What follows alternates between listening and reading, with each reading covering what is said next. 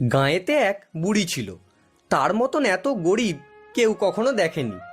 ভিক্ষা করে সে যে কটি চাল পেত, ভাত রেঁধে 4টি রাতের বেলা খেত, বাকিগুলি পরের দিন সকালের জন্য জল দিয়ে রাখত।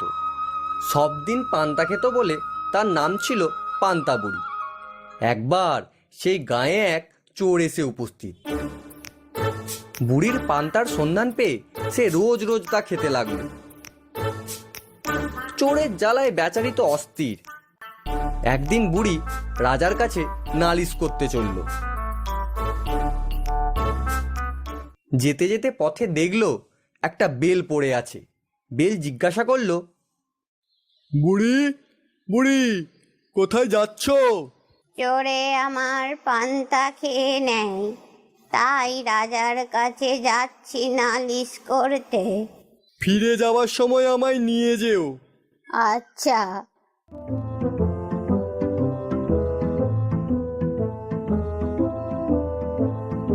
কিছু দূর গিয়ে বুড়ি দেখলো একটা শিঙ্গি মাছ। মাছ বলল, বুড়ি ও বুড়ি, কোথায় যাচ্ছ? চোরে আমার পান্তা খেয়েছে, রাজার কাছে যাচ্ছি তাই নালিশ করতে।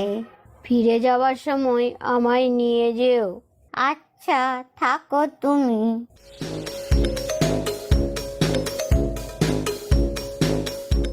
আর কিছু দূর গিয়ে বুড়ি একটি ছুঁচকে দেখতে পেল। ছুঁচ বলল, বুড়ি বুড়ি, কোথায় যাচ্ছ? চোরে পান্তা খেয়েছে, রাজার কাছে নালিশ করতে যাচ্ছি।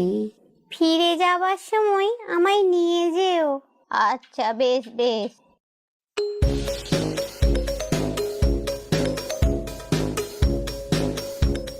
আরও কিছু দূর গিয়ে বুড়ি দেখলো একখানা ছুরি পড়ে আছে।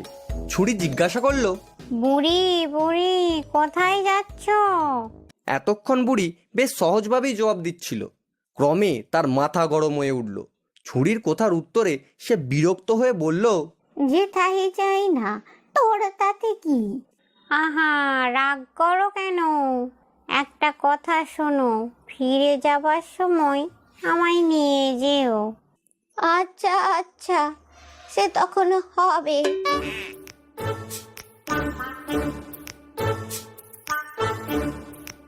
শেষে রাজবাড়ির কাছাকাছি গিয়ে বুড়ি দেখলো পুকুর ধারে একটা কুমির পড়ে আছে।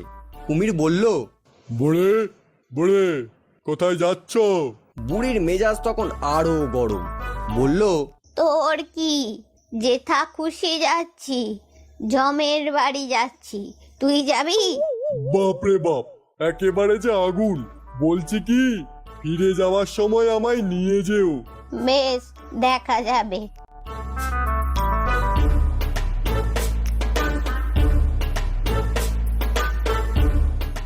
এই যে বুড়ি, গট গট করে কোথায় যাচ্ছ? রাজা মশাইয়ের অনুমতি ছাড়া কেউ ঢুকতে পারে না।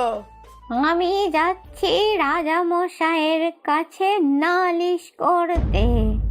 ওরে বাবা, আরে আরে, রাজামশাই নেই তো নালিশটা করবে কার কাছে? রাজা মশাই গেছেন শিকারে, তোমার নালিশ শুনবেটাকে? ও মা, একেই বলে কপালে না থাকলে ঘি, ঠক ঠকালে হবে কি? এরপর বুড়ি লাঠি হাতে ঠক ঠক ঠক ঠক করতে করতে বাড়ি ফিরে যাচ্ছে। বুড়ির মনে না আছে আনন্দ, না আছে খুশি। তবে বাড়ি ফেরার সময় বুড়ি সেই কুমির, ছুরি, ছুঁচ, শিঙি মাছ ও বেলকে বাড়ি নিয়ে এলো।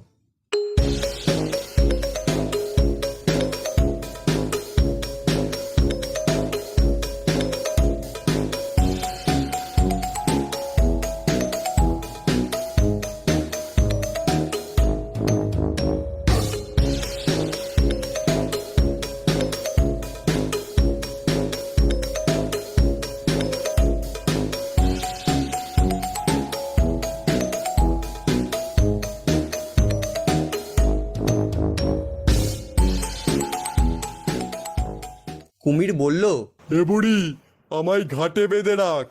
আচ্ছা, তবে তুমি ঘাটেই থাকো। ছুরি বলল, আমায় উঠানে ঘাসে ফেলে রাখো।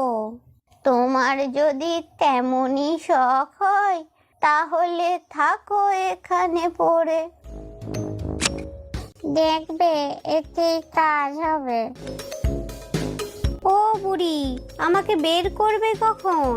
তোমারও বুঝি ছোলায় আর মন টিকছে না?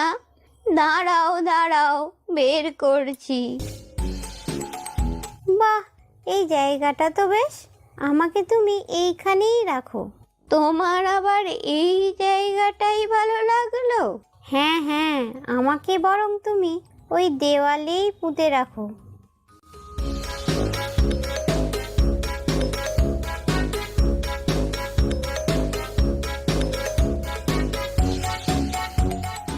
এবার আমাকেও ঝোলা থেকে বের করে দাও। তোমায় কোথায় রাখি বলো তো? আমাকে তুমি উনুনের ভেতর রাখো।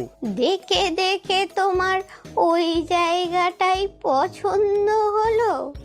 তাহলে থাকো এখানে পড়ে। তা তুমি বাপু কেন একা আর ঝোলাই থাকো? তুমিও গুটি গুটি বেরিয়ে এসো। আমাকে বরং তুমি তোমার ওই পান্তা ভাতের ভেতরেই রাখো। বেশ বেশ, তবে তুমি ওই হাঁড়ির মধ্যেই থাকো। যার যেমন ইচ্ছা তাকে সেভাবে রেখেই বুড়ি রাতে ঘুমিয়েছে। এমন সময় চোর এসে উপস্থিত।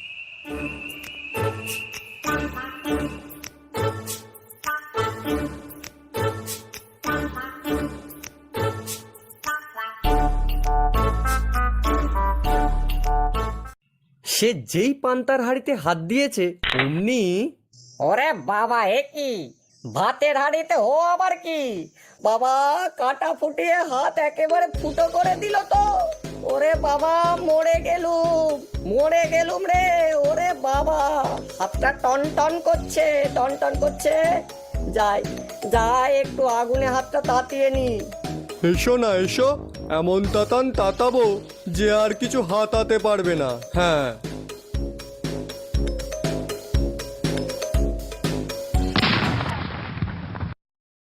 ইয়া বাবা রে বাবা, কি সর্বনাশ রে, কি ফাটলো রে। না না, আজ মনে হচ্ছে এখানে কিছু সুবিধা করতে পারবো না। এবার এখান থেকে মানে সরে পড়ি। ওরে বাবা, চোখেও তো ভালো দেখতে পাচ্ছি না। দূর দূর দেখাশোনা ছেড়ে প দৌড় মারি আর কি। ওরে বাবা রে বাপ, কোমরটা গেল রে। ওরে উঠতেই পাচ্ছি না। উফ, আহা, বেচারা শাস্তিরা শেষ নেই। দেয়াল ধরে উঠতে যাবে অমনি ছুঁচবিদে রক্তারক্তি। ওরে বাপ রে, মারে মরে গেলুম রে। হাত ফুটো হয়ে গেল যে। আমাকে টপকে কোথায় যাবে বাছাধন? এই যে একটা ছুঁচ দেখছি। না না, এক্ষুনি উঠান দিয়ে পালাতে হবে। এসো না, এসো, আমিও তোমায় একেবারে কাত করে দেব। ওরে বাবা, মাগো, গেলুম গো। পা কেটে যে একেবারে হা হয়ে গেল। ওরে বাঁচারে। না, এখানে থাকলে আর চলবে না। ঘাটে হাত পাটা ধুয়ে আজ মানে ঘরে যায়। তবে চোরের আর বাড়ি যাওয়া হলো না। বেচারি ঘাটে নেমে হাত পা ধোবে অমনি একেবারে কুমিরের মুখে। কুমির চিৎকার করে উঠল, ও বুড়ি, তোর চোর ধরেছি। ও বুড়ি, তোর চোর ধরেছি। কুমিরের চিৎকার সে কি ভয়ানক! বাঘের ডাক লাগে কোথায়! বুড়ি তো ধরফড় করে উঠে বসলো। তারপর লোকজন ডেকে চোরকে বেঁধে রাজার কাছে হাজির করলো। রাজা তাকে এমন শাস্তি দিলেন যে সে আর কি বলবো।